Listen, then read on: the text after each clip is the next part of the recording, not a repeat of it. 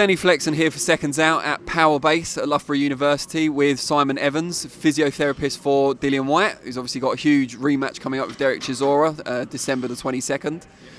Simon, just first of all, tell us a little bit about your background and which kind of other sports you've worked with in the past apart from boxing.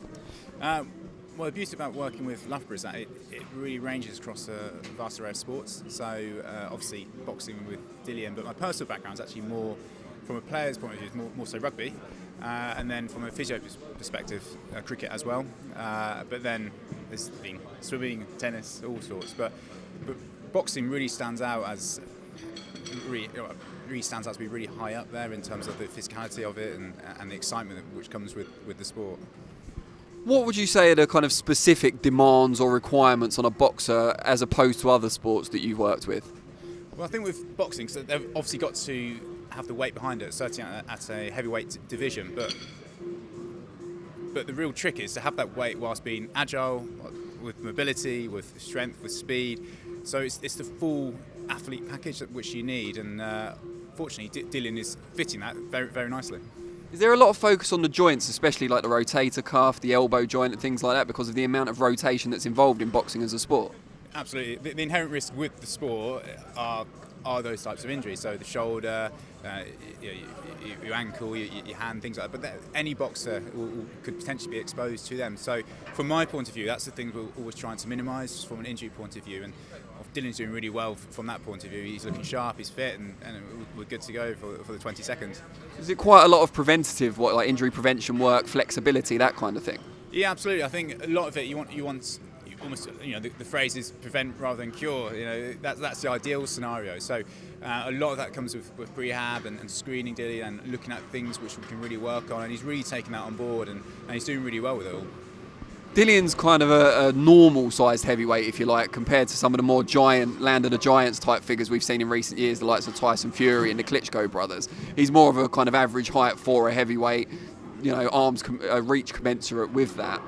How much work do you do on things like range of motion to maybe increase and give him a bit of a, to mitigate some of those disadvantages he might face against bigger opposition? So the key thing is you don't want to be too stiff. If you're limited too much on the range of movement, that can actually increase the risk of injury.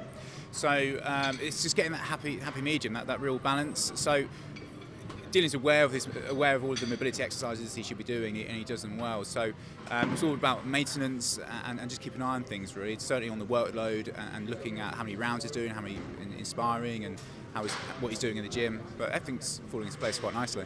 There's a lot of scepticism among boxing traditionalists about things like physiotherapy generally, and also things like lower body work, for example. You see boxers tend to be top heavy quite a lot, focus a lot more on their shoulders and things like that rather than their legs. Dillian seems to do quite a lot of leg work with his S&C coach.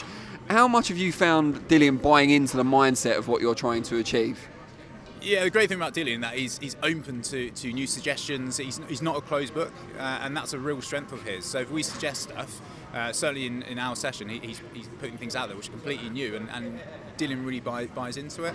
I think from a lower limb, from a leg strength point of view, actually a lot of your power is generated from your legs. They're the biggest muscles in your body. So it makes sense to use them and recruit them throughout a punch or movement. So if you look at his where he gets his power from, I mean, he obviously does have power from his shoulders, but also he's now generating the extra force from his hips, from his legs, from his core, and it's all really working out well for him. How long have you worked with Dillian for now? So I've been with him since he came to Loughborough just after the Joshua fight. So I think it's come up to around 3 years now. And what changes have you noticed in him physically in that period? So the biggest change I've seen whilst he's been here is that his awareness more than anything. He's aware and he's far more in tune with his body. So he knows when he's right, he knows when he feels right, but he also knows when he's done something wrong. And that's actually massive. So he's always improving himself, he's always looking for that next step, that extra margin to really gain and improve himself. And how long will you spend with him in a fight camp? So how many sessions a week, or break it down for us if you can? Generally throughout the camp, he obviously has a lot of sessions with Al from a conditioning point of view, and then on top of that, around that, I try and fit in the physio session. So it might be after a strong, hard session, or maybe inspiring in the evening. just to make sure everything's still moving as it should, but also from injury prevention, and just to have that communication. If there's anything going wrong, then you can feed that back and we can really action on that as quick as possible. Has there been anything specific you've had to focus on for this fight coming up on December 22nd that you wouldn't have done in previous camps? I think it's just focusing on just continuously to improve and work on what we already have. The foundation, Dillian's got the foundation, and he's working off that. And every fight he's been improving. So obviously in the Parker fight, it was, you put Parker down twice, which is unheard of.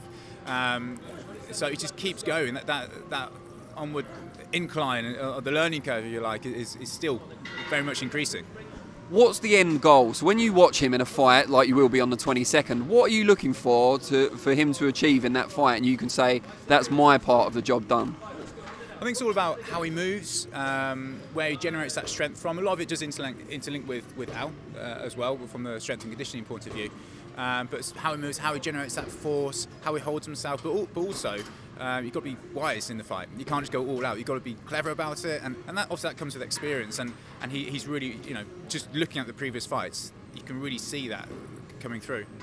So what will you look to do going forward? Obviously his aim is to become a world champion. In what ways can you inform that progress? What can you do to give him those extra, half inches or whatever you like to get there? Yeah, the margins, if you like. So so it's all about the small things. It gets to a point where everyone is actually a relatively similar level. Obviously, people are slightly different, but a relatively similar level. And it comes to a point where what these small differences mean, and that level actually mean a lot. So anything to try and squeeze out an extra 1-2%, that's our goal. Simon Evans, really appreciate your time, and best of luck for all you guys on the 22nd. Thank you. Cheers.